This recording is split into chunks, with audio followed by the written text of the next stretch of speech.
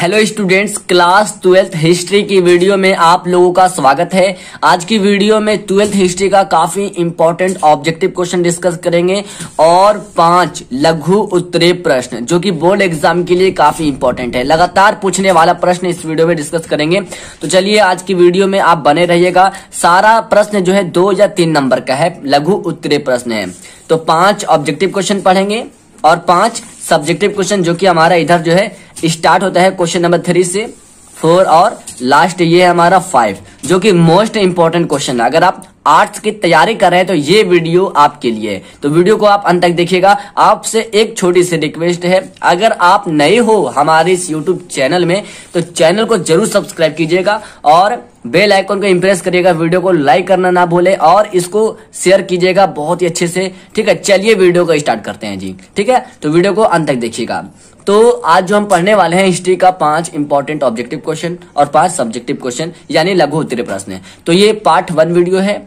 ये वीडियो देखने में काफी मजा आएगा और आप खुशी से कमेंट बॉक्स में लिखोगे कि सर पार्ट 2 जल्दी से लाइए। चलिए स्टार्ट करते हैं। पहला नंबर सवाल है, इंडिका की रचना किसने की?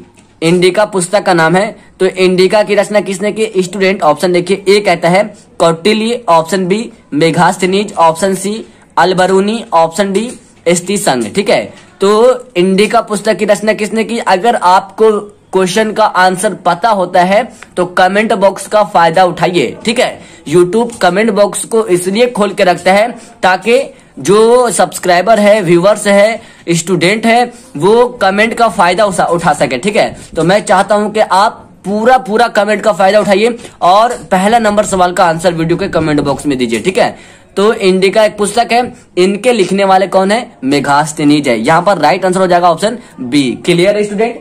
ठीक है, और आई होप कि आपने भी इसका आंसर सही बताए होंगे। चलिए देखते हैं स्टूडेंट नेक्स्ट क्वेश्चन। आइए देखिए, सेकंड नंबर सवाल है, लोथल किस नदी के किनारे स्थित है? लोथल नदी, लोथल जो है वह कौन सी नदी के किनारे स्थित है? ऑप्शन ए देखिए स्टूडेंट, सिंध होगा, सिंध। ऑप्शन बी व्यास, ऑप्शन सी भोगवा, ऑप्शन डी रावी। तो फटाफट, लोथल किस नदी के किनारे है? हिस्ट्री का काफी इंपॉर्टेंट ऑब्जेक्टिव क्वेश्चन है जो लगातार चर्चे में ये क्वेश्चन है। ठीक है, तो लोथल जो है भोगवा नदी के किनारे स्थित है। इस क्वेश्चन का सी ऑप्शन राइट होगा। और आपसे रिक्वेस्ट करता हूं क्वेश्चन को कॉपी में नोट करो। अगर आप इसका पीडीएफ लेना चाहते हो सब्जेक्टिव और ऑब्जेक्टिव का, तो आपको ग्रुप में भी ऐड करेंगे जिससे कि आप बहुत सारा क्वेश्चन प्राप्त करके आसानी से पढ़ सकते हैं घर बैठ के। ठीक है, चलिए देखते हैं नेक्स्ट क्वेश्चन। सिंधु घाटी सभ्यता की खोज कब हुई? सिंधु घाटी सभ्यता की खोज कब हुई? स्टूडेंट ऑप्शन ए देखिए 1922 ईस्वी को, ऑप्शन बी 1920 ईस्वी को, ऑप्शन सी 1921 ईस्वी को, ऑप्शन डी कहता है 1924 ईस्वी को। तो देखिए, सिंधु घाटी सभ्यता की खोज जो हुई थी वो हुई थी 1921 ईस्वी को, यानी इस क्वेश्चन का सी ऑप्शन राइट होगा, है ना। 1921 ईस्वी को सिंधु घाटी सभ्यता की खोज हुआ था। और इसका आंसर कई स्टूडेंट गलत करते हैं, जो कि यहाँ पर वो 1922 मार देते हैं, लेकिन सिंधु घाटी सभ्यता की खोज 1921 ईस्वी को की गई थी। ठीक है, यानी कि इस क्वेश्चन का सी ऑप्शन राइट होगा। ओके, मैं आपको एक बात बताना भूल गया हूँ। देखिए, लोथल नदी जो है भोगवा यानी कि लोथल किस नदी के किनारे है? तो भोगवा के किनारे स्थित है। तो इससे एक रिलेटेड क्वेश्चन पूछूंगा जो इंपॉर्टेंट होगा। ठीक है, देखिए, गुजरात में भोगवा जो है वह गुजरात में, ठीक है, और गुजरात के भोगवा नदी में स्थित है। तो याद रखना, भोगवा जो है गुजरात में है ना, और लोथल नदी भोगवा में स्थित है। यानी कि अगर रियल में अगर गुजरात रहे तो गुजरात भी आंसर मारना। ठीक है, दोनों का आंसर बता दिया हूं मैं, कई ऑप्शन में गुजरात भी दे देता है। चलिए देखते हैं नेक्स्ट क्वेश्चन। जवाहरलाल नेहरू भारत के प्रथम प्रधानमंत्री बने, यानी कि जवाहरलाल नेहरू जो है भारत के सबसे पहले इंसान थे, प्रथम प्रधानमंत्री बने थे जवाहरलाल नेहरू। तो यहाँ पर क्वेश्चन क्या है कि जवाहरलाल नेहरू जो भारत के प्रथम प्रधानमंत्री बने थे वो कब बने थे? ऑप्शन ए देखिए स्टूडेंट, 1946 ईस्वी को, 1947 ईस्वी को, 1948 ईस्वी को, 1949 ईस्वी को। तो यहाँ पर इस क्वेश्चन का राइट आंसर जो होगा, अगर आपको पता है तो वीडियो के कमेंट बॉक्स में आंसर जरूर बताइएगा। तो स्टूडेंट, इस क्वेश्चन का जो राइट आंसर होगा, जवाहरलाल नेहरू भारत के प्रथम प्रधानमंत्री 1947 ईस्वी को बने थे। इस क्वेश्चन का बी ऑप्शन राइट होगा। आइए देखते हैं स्टूडेंट नेक्स्ट क्वेश्चन। नूरजहां किसकी पत्नी थी? नूरजहां किसकी पत्नी थी? चारों ऑप्शन दिया हुआ है, Akbar option B, Humayun, option C Jahangir, option D Shahjahan. तो नूरजहां जो है स्टूडेंट वो जहांगीर की पत्नी थी। इस क्वेश्चन का सी ऑप्शन राइट होगा। तो क्लियर है, ये 5 ऑब्जेक्टिव क्वेश्चन काफी इंपॉर्टेंट है, जिनमें से के ये जो है क्वेश्चन आ सकता है बोर्ड एग्जाम में, तो इसको याद कीजिएगा, ठीक है। अब बढ़ते हैं लघु उत्तरीय प्रश्न की ओर, जो इंपॉर्टेंट होगा, ठीक है। पीडीएफ भी आपको देंगे, वीडियो में बने रहिए, वीडियो को खोल के लाइक कीजिए, प्यार दीजिए। सेकेंड वीडियो बहुत ही जल्द आएगा, ठीक है, सपोर्ट कीजिएगा चैनल को। चलिए देखते हैं नेक्स्ट क्वेश्चन। तो लघु उत्तरीय प्रश्न का पहला नंबर सवाल कहता है अभिलेख का क्या अर्थ है। अभिलेख का क्या अर्थ होता है, तो यहाँ पे आंसर लिखा हुआ है ब्लू पेन में। उत्तर कहता है अभिलेख उन लेखों को कहा जाता है जो स्तंभों, चट्टानों, गुफाओं और तामर पत्रों और पत्थरों की चौड़ी पट्टियों पर खुदे तत्कालीन शासकों ने शासन का सामाजिक, राजनीतिक, आर्थिक व धार्मिक चित्र खींचते हैं, उसे हम अभिलेख कहते हैं। यानी कि जो खुदे तत्कालीन शासकों में जो है सामाजिक, राजनीतिक, आर्थिक, धार्मिक चित्र जो है खींचते हैं, यानी कि स्तंभों और चट्टानों में जो धार्मिक चित्र जो खींचते हैं उसे हम अभिलेख का अर्थ कहते हैं, ठीक है। क्लियर है, इसको याद कीजिएगा घर में और अच्छे से क्लियर होगा, ठीक है। आइए देखते हैं नेक्स्ट क्वेश्चन। देखिए अभी आप लोग घर में नहीं पढ़ रहे होंगे, मुझे पता है, तो जो मैं गेस करूंगा, जो क्वेश्चन बताऊंगा वीडियो को देखिए खुल के, ठीक है, इंपॉर्टेंट होगा बोर्ड एग्जाम के लिए। देखिए नेक्स्ट क्वेश्चन कहता है भुक्ति शब्द का क्या आशय है। भुक्ति शब्द का क्या आशय है, तो इंपॉर्टेंट क्वेश्चन है जो कि मैं आपको अच्छे से समझाऊंगा। भुक्ति शब्द का क्या आशय है, ये बोर्ड एग्जाम में आया था, ठीक है। तो उत्तर कहता है गुप्त काल में प्रांत को भुक्ति कहा जाता है। भुक्ति किसे कहते हैं, तो गुप्त काल में प्रांत को जो है भुक्ति कहा जाता था। प्रांत भी कई इकाइयों में बटा हुआ था। भुक्ति का प्रबंध मुख्यतः राजकुमारों अथवा राजवंश के विश्वस्त लोगों को ही सौंपा जाता था। तो इसको समझने के लिए अच्छे से समझिएगा, ठीक है, दिमाग से अगर काम है तो उसको कर लीजिए पूरा, तब ये वीडियो देखिए। तो भुक्ति हम उसे कहते हैं, यानी गुप्त काल में प्रांत को हम भुक्ति कहते हैं। और प्रांत भी कई इकाइयों में बटा हुआ है। ये जो प्रांत है वह कई इकाइयों में बटा हुआ है। और भुक्ति का जो प्रबंध मुख्यतः राजकुमारों और राजवंश जो है वो विश्वस्त लोगों को ही सौंप देता है। विश्वस्त बोले तो विश्वास लोगों को ही सौंप देता है, यानी कि ये जो कई प्रांत में, कई इकाई में जो बटा हुआ है वह विश्वास लोगों को ही सौंप देता है, ठीक है, सौंपा जाता था। तो क्लियर है यहाँ तक। चलिए देखते हैं नेक्स्ट क्वेश्चन। तो ये है हमारा नेक्स्ट क्वेश्चन। ये सारा क्वेश्चन इंपॉर्टेंट है, ठीक है। देखिए 3 नंबर सवाल कहता है आश्रम के बारे में आप क्या जानते हैं। आश्रम के बारे में आप क्या जानते हैं, इसको डिफिनेशन देना है। तो उत्तर में है कि वैदिक काल में प्रत्येक व्यक्ति की आयु को 100 वर्ष मानकर उसे 4 भागों में आश्रमों में बांटा गया। यानी कि कोई व्यक्ति को, यानी कि प्रत्येक व्यक्ति मतलब बोले तो एक एक व्यक्ति को जो है आयु को जो है 100 वर्ष मानकर उसको जो है 100 वर्ष मान लेता था, और उसके बाद उसे 4 भागों में बांटा गया था, ठीक है, बांट देता है। और उसके बाद इन आश्रमों का विभाजन निम्नलिखित ढंग से किया जाता था। तो जब 100 भागों में इसको बांटा तो इसका जो विभाजन है वो कैसे किया, ये देखिए ऑप्शन ए, यानी कि पहला विभाजन कहता है, देखिए ब्रह्मचार्य आश्रम पहले 25 वर्ष की आयु तक, यानी कि ब्रह्मचार्य जो है 25 वर्ष आयु तक ही कर सकता है, ठीक है। उसके बाद 2 में कहता है गृहस्थ आश्रम पहले 25 से 50 वर्ष तक ही कर सकता है, यानी कि गृहस्थ आश्रम को पहले 25 से 50 वर्ष की आयु तक। क्लियर है। चलिए देखते हैं हमारा तीसरा कहता है वानप्रस्थ आश्रम पहले 50 से 75 वर्ष की आयु तक। और चौथा है संन्यास आश्रम पहले 75 से 100 वर्ष की आयु तक।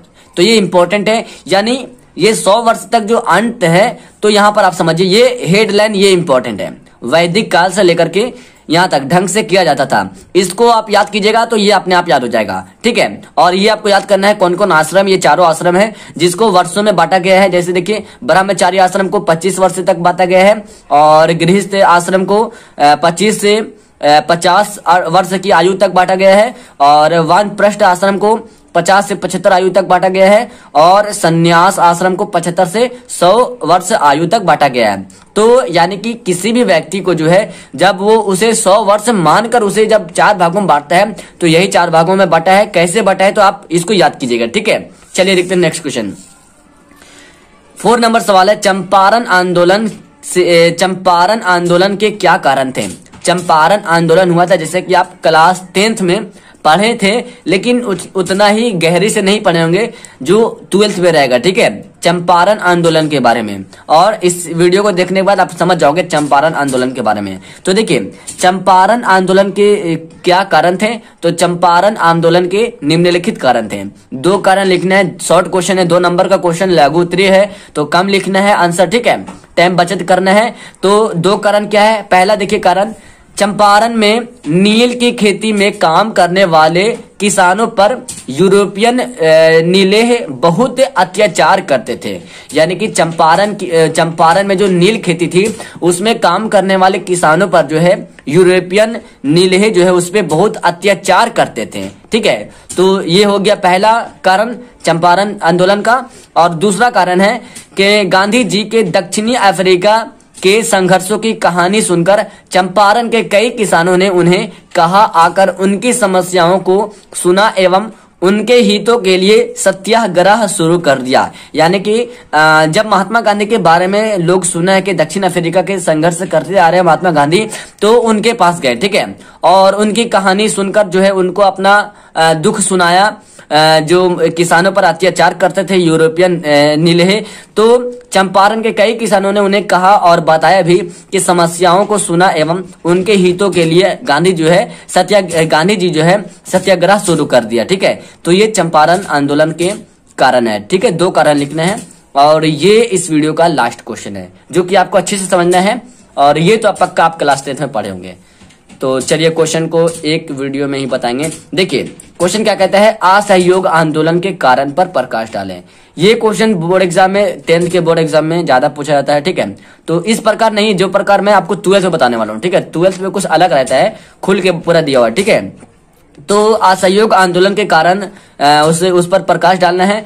तो उत्तर कहता है क्या, गांधी जी ने 1920 ईस्वी की असहयोग आंदोलन आरंभ किया, है ना। असहयोग आंदोलन जो है 1920 ईस्वी में आरंभ किया। अब देखिए यहाँ पर आपका एक ऑब्जेक्टिव क्वेश्चन निकल गया है। कैसे निकला है? तो देखिए ऑब्जेक्टिव क्वेश्चन इस प्रकार निकला है कुछ, जैसे कि मैं आपको पेज में बताऊंगा। देखिए ऑब्जेक्टिव क्वेश्चन इस प्रकार निकला है। बोर्ड एग्जाम ऑब्जेक्टिव इस प्रकार पूछ देगा कि असहयोग आंदोलन गांधी जी ने कब आरंभ किया, ठीक है।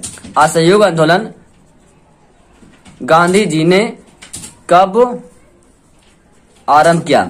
तो ऑप्शन में रहेगा 1920, 1922, 1923, 1930 भी रहेगा, लेकिन असहयोग आंदोलन जो है गांधी जी ने उसे जो है 1920 ईस्वी में आरंभ किया था। और ये क्वेश्चन बोर्ड एग्जाम में काफी बार मिलता है, ठीक है, इसको याद कीजिएगा, इंपॉर्टेंट ऑब्जेक्टिव क्वेश्चन है।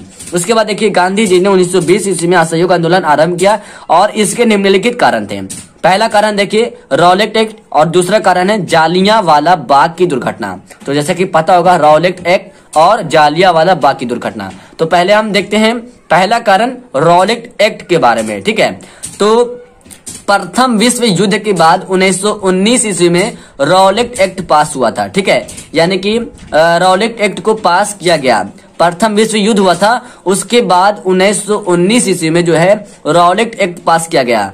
इससे असंतुष्ट होकर महात्मा गांधी ने असहयोग आंदोलन चलाया। तो इसके बारे में अगर जानना चाहते हैं तो देखिए अच्छे से, ठीक है।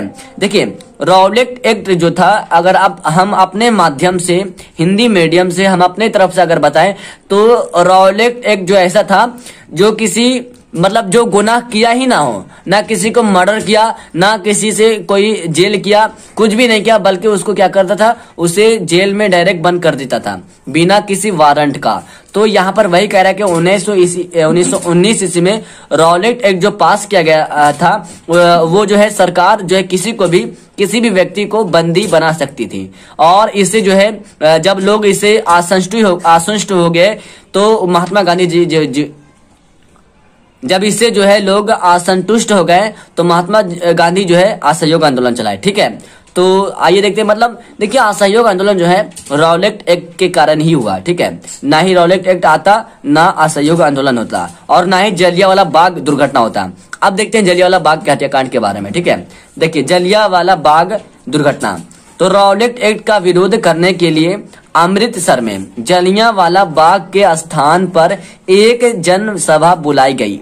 जनरल डायर ने इस सभा में एकत्रित लोगों पर अंधाधुंध गोलियां चलाई। भयंकर हत्याकांड हुआ। महात्मा गांधी ने इस हिंसात्मक घटना से दुखी होकर असहयोग आंदोलन आरंभ कर दिया। काफी इंपॉर्टेंट है, ठीक है, आप समझ गए होंगे। जालियांवाला बाग हत्याकांड की दुर्घटना जो है, रॉलेट एक्ट जब हुआ था, जब सब लोगों को बिना कुछ किए बंदी बना रहा था उसको, तो महात्मा गांधी क्या किया, असहयोग आंदोलन चलाया। और असहयोग आंदोलन कब चलाया, जब जालियांवाला बाग हत्याकांड हुआ, मतलब रॉलेट एक्ट हो रहा था ना, तो सब लोगों को पकड़ के ले जा रहा था। तो सब लोग क्या किया, अमृतसर में एक मतलब प्रोग्राम रखा था, सब मिलकर बात कर रहा था। उसमें लगभग 1000 से ज्यादा आदमी थे। तो अमृतसर